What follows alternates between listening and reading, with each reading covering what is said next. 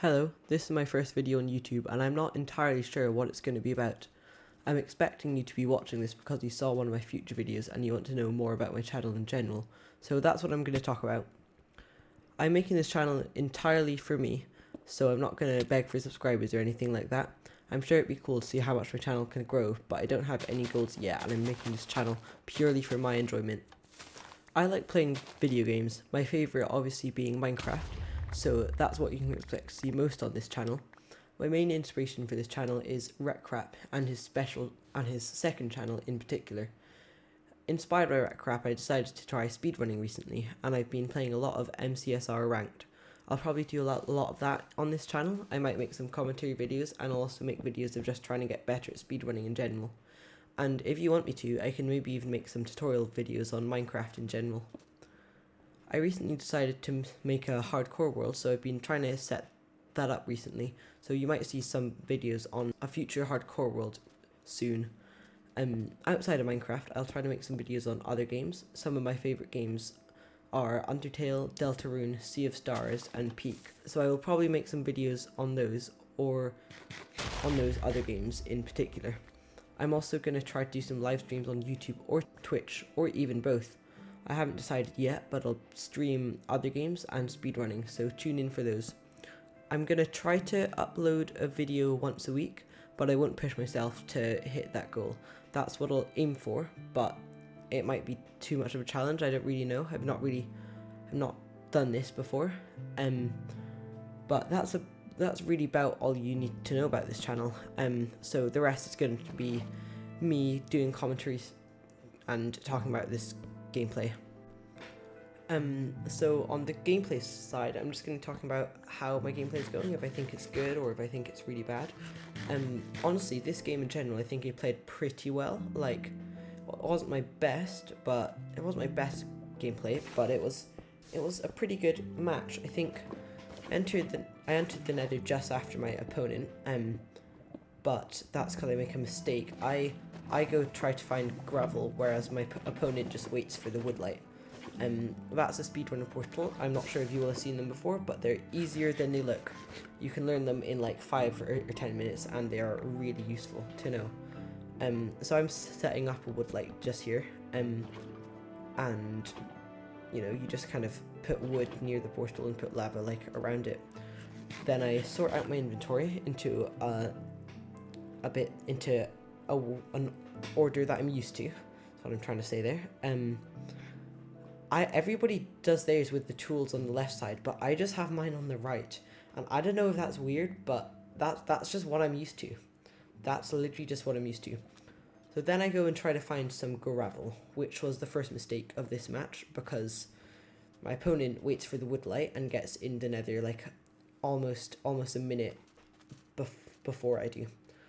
So that's kind of annoying, but kind of just need to deal with that. I don't know where I'm going off to just now. I do find some gravel, but it wasn't worth looking for, because then when I get back to the portal, it's already been lit by the wood, so it's kind of inconvenient. There's not much more commentary to talk about for a while, so I'm going to talk about this new mouse that I got. I got this new mouse. It's the Logitech G502 gaming mouse. It's really good. I think it's pretty. It's one of those common ones that like a lot of people get, but it is actually really good. Like, I got it because it has like a lot of extra side buttons. I think it has 13 programmable buttons in total, and they're all really useful because I'm able to have a different key. Some of them are on my mouse, some of them are on my keyboard for each hotbar slot, and I need to get better at using them. You'll see sometimes in this gameplay I'm using my hotkeys, and other times I'm just using the scroll wheel. I want to get better at using my hotkeys though. So it is a really good mouse. It comes with a pretty good software. The software is like fine. It's not like insanely good software or anything, but it works, and I can use it for all the things I want to do. So on my mouse, one of my keys is strafe right. If I were to show you my whole keybinds, the comments would bully me. Actually, everybody already bullies me for my keybinds. They're they're really odd. But maybe in a future video I'll do like a keybind reveal or something. That might be fun. But yeah, I find the bastion pretty quickly. The bastion's pretty close to spawn. I find I'm in the bastion before my opponent, but I don't have any gold armor or anything, so I need to be careful because I don't want to get I don't want to die here. I am playing casual mode because I haven't actually speedrun in about a week when I'm playing this, but I still don't want to die. Still not a good habit to get into. That was a useless chest. Then I don't want to get shot by this piggy, so I just stand back, let him shoot my shield, and then I break the blocks to get him to fall back down. Now I can raid the top bit without getting jumped by piglins. We get some gold armor, so now the piglins won't attack us. Well, they will if they see us open the chest, but they won't attack us just randomly. Lots of obsidian there. That's like 11 obsidian chest. That is a really good. That's a rare thing to find. But we block up the lava because for the route, because I know that it's bridge, and for the bridge bastion route, you need to go down that path that the lava is taking. So we need to block up the lava here, and then we kind of just need to follow the lava down. But it's a bit slow because lava takes a while to disappear. I need some food and kind of just have a look at my surroundings. But yeah, we start to head down now, and we just block over the lava so that we can get down slightly faster. Otherwise, it would take a long time. Don't want to accidentally hit the lava, because that would just not be ideal. We come down here, and we block up the lava from there so that it'll go down even faster. Then we just wait a bit and we locate the fortress. I was a bit stupid doing that because I think you might have spotted it, but the fortress was actually right beside the bastion when we were coming in to find the bastion. But I looked for where it is just now anyways, whilst the lava is still going back down, and notice now that my opponent has only just entered the bastion, so we're still quite a bit ahead. But this was a big waste of time.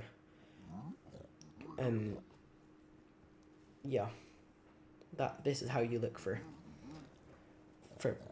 this is how you would normally check for fortresses. I shouldn't have needed to do this because I saw it when I was coming into the bastion. I just forgot that I saw it whilst coming into the bastion. Just grab this chest down here, in case there's anything good, and it was definitely a worth it chest because we got a lot of obsidian for that. We've been pretty lucky with the chest that we've gotten. I decided to go up and just anger some piglins because you're supposed to have already angered them by that point, but I hadn't quite angered any yet. So we anger some piglins, and then we go down to start actually trading with them. There's always a good amount of gold blocks there, so we start to give them some. We start to give the piglins some gold, and then we mine the rest of the gold blocks. I'm sure you can tell just now that the first section of this kind of commentary video was scripted when I was talking about what I was going to actually do in this channel, and then this bit is not scripted. I want to get better at scripting because it's actually surprisingly hard, and it's surprisingly hard to read it in a, you could probably tell that I was reading off a script before because it was so I don't know, it feels like I'm talking differently now because I'm not reading off a script. But yeah, I trade with the piglins. They're good trades. I already have exactly what I need, but I just wait to get a bit more because I know that I'm ahead of my opponent by quite a bit of time.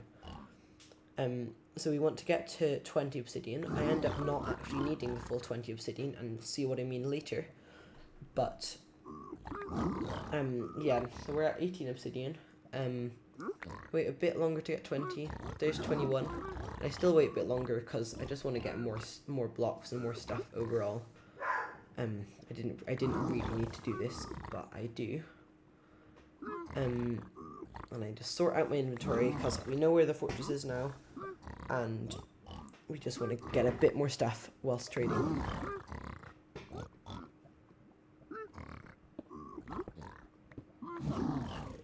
I think now we leave. We forget to bring our lava up, which was a mistake. So our lava's just left there now. but it's not a big mistake. It's not like we can kill any of the mobs in the fortress with lava. They're all fire resistant, but in general it's good to bring lava with you in case you need to kill like a hoglin or something on your travels. Then we chuck a pearl right up here because we know it's in that direction, and it lands pretty nicely. It's not in lava or anything. The one thing that I didn't do so well is that I only had one potion of fire resistance. I should have waited to get at least one more, but I didn't. That was one of the other mistakes I made in this gameplay. Because I did have the extra gold to trade, and I did have the extra time to wait and trade, but I didn't actually use that extra time. So here it's a bit of a sticky situation because I don't want to use my fire resistance potion because I only have one, and there's a blaze shooting at me with wither skeletons as well. Play it pretty carefully though. I kill the wither skeletons, then I go for the blaze. Do not get a rod though. I did see the spawner was over on this side, so I go over to try and find the spawner. I just go on the side because I don't want to get hit by the magma cube. And here is a bit of a sticky situation because there's a lot of with skeletons. So I just build up to avoid them, and I have lots of spare pearls, so I pearl over to the spawner, and I splash my potion just there. Then we get the blazes. We need to craft a sword, and we also need to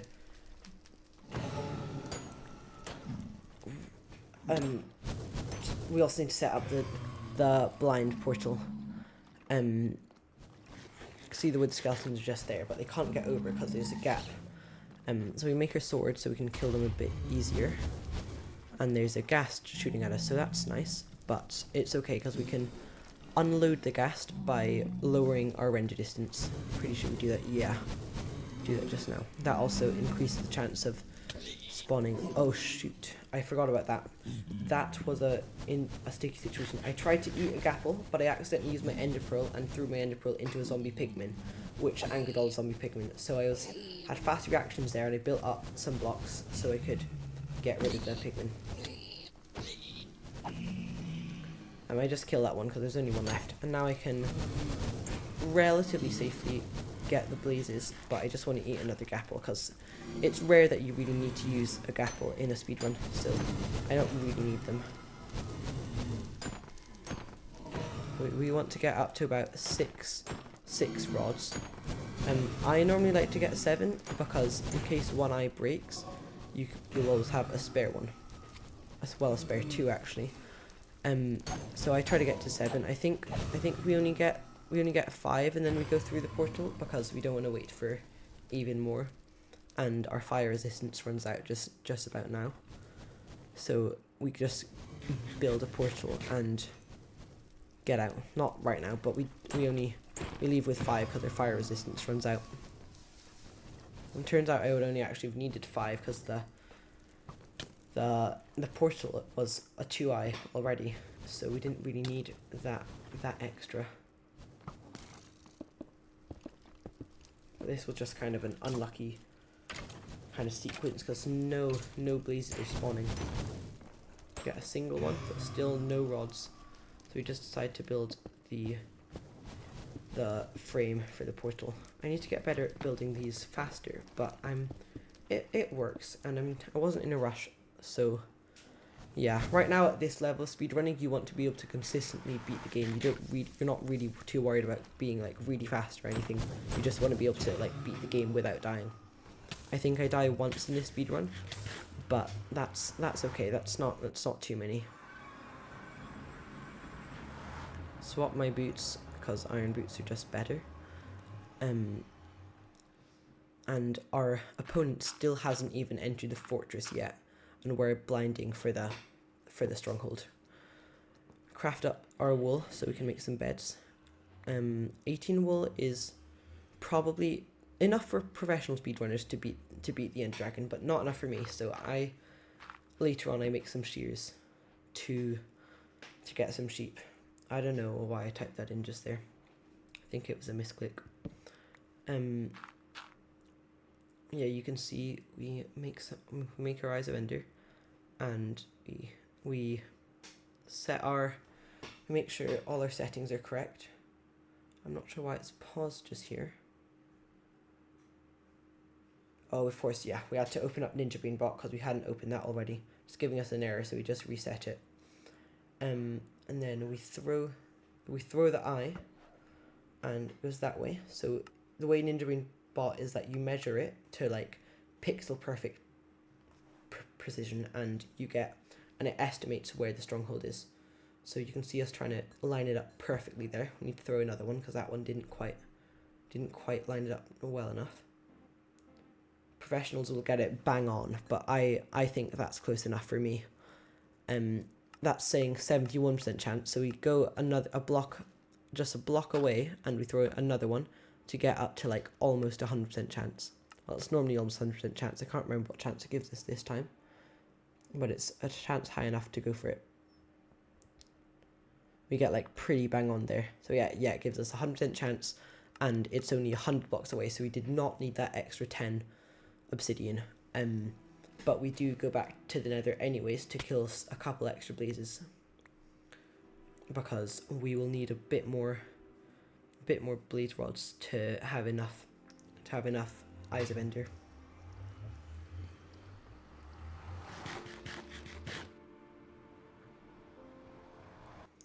This time though, we don't have any fire resistance, so we just need to kind of hope we don't get hit by blazes.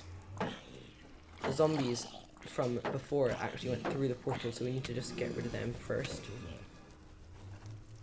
And then we can kill blazes. I think this might be where I die.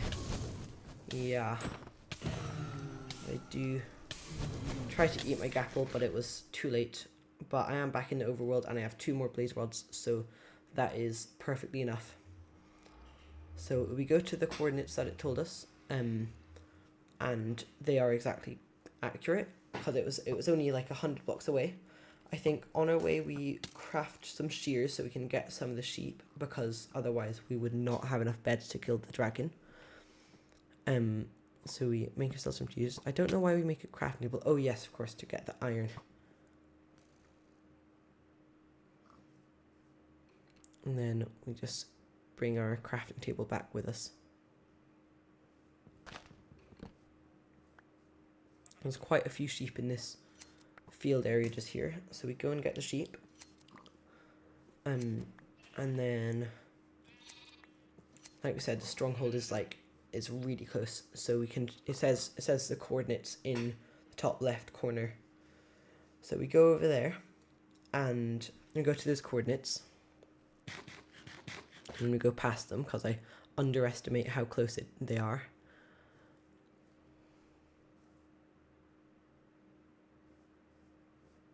Just here, we realize we've gone past them, and we go right up to the coordinates. So I always like to just triple check that it's the right coordinates, because I'm not that good at knowing at using Ninja Brain Bot quite yet. So I just build up here so that I can make sure it's the right coordinates. If it goes, oh of course, and then our opponent resigns. So we say GG. I don't know what happened with them, but they forfeit. So we've already won, but I decide to keep playing because I'm on casual mode, so we're practicing, and it's good to keep playing when we're practicing. And then it just kind of glitches and pushes us off the pillar. That's okay. So it goes down. That means we're in the right chunk, so we can dig down right there, and it will 100% be the not fortress, be the stronghold right below us here. So we start to dig down, we block up ahead of us so no zombies or anything can fall in the hole with us. And then they normally spawn at about Y level 20, I think, 20 to 30. So there it is. I Spy. We found the stronghold. And then just block up here because we don't want to deal with them right now. Yeah, and then this is how we measure. This is how we kind of guess what direction the actual portal room is. So we do that, and then we kind of go around. We actually change our render distance to 8 chunks. So then we go around and look for a spike on the pie chart in the bottom right. So we didn't really get a spike that time, so we just go around again. Sometimes we do a couple times, and then we get a spike right there. Right there, you might have seen for like a split second, a really like large section of that orange color. So we think it's in this direction. It's not there, and there's a couple of mobs, so we just kind of get rid of them, because we've already won, so it doesn't really matter if, it doesn't really matter if we take our time just now. It's good to practice not dying. And we go around this way. We hear the silverfish in the bottom right corner, so we know it's down here for like 100%. And yeah, there it is. So we place block in the middle, and we get out our crafting table to craft up all of our beds. We have more than enough beds here, but I make a big mistake, and I actually put my wood in the lava, and I realized that I made that mistake, and that was really, really stupid. And in a proper game, I would be much more careful of that. But since it's casual and I've already won, I just decide to go use creative mode and give myself some more wood, because I don't really care. I've already won, and we're just practicing now. So we give ourselves some more wood, and we can still craft up all of our beds. Yeah, that's definitely enough beds. Then we fill in the eyes. It was a 2 eyes, so we only needed 10 eyes of ender. So we throw those ones away because we don't want them clogging our inventory, and then we're in the end. Can build up, and we can throw a pearl to get to the ender dragon. We want to have our hitboxes on, and we want to raise our render distance so we can see a bit farther. See, that's what I do just now. And we turn hitboxes on. Then we set up the 1 cycle. I'm not good enough for 0 cycles quite yet, but we set up 1 cycle just here. And we look up at the ender dragon. And in this game, the ender dragon takes a full 3 minutes to perch. In MCSR rank, 3 minutes is the maximum it can possibly take to perch. And I just found that like really annoying. So I might skip over some of this so that you don't have to watch all of it, and we skip to where the ender dragon actually perches. So we can see just here the ender dragon does that flick just there. That means it's going in for a perch. So we ender pearl in, and we start to set up the beds for a 0 cycle. The first 2 beds were actually really well placed, but then the next ones were really poorly placed, and I made a big mistake there, because then the ender dragon breaks the bed and seriously mess up that 0 cycle. Like I said, I haven't actually done speedrunning for 2 weeks. I hadn't done speedrunning for 2 weeks before this, so I need to just get everything back in my head and practice the skills. That's why I chose casual mode. But we did kill the ender dragon because it was on low enough health to kill with a sword, and we beat the game in 25 minutes and 39 seconds. That is absolutely not an official speedrun because we used creative mode and stuff like that, but I think it's good enough for me and good enough for just a good practice. Thanks for listening. I will see you next time.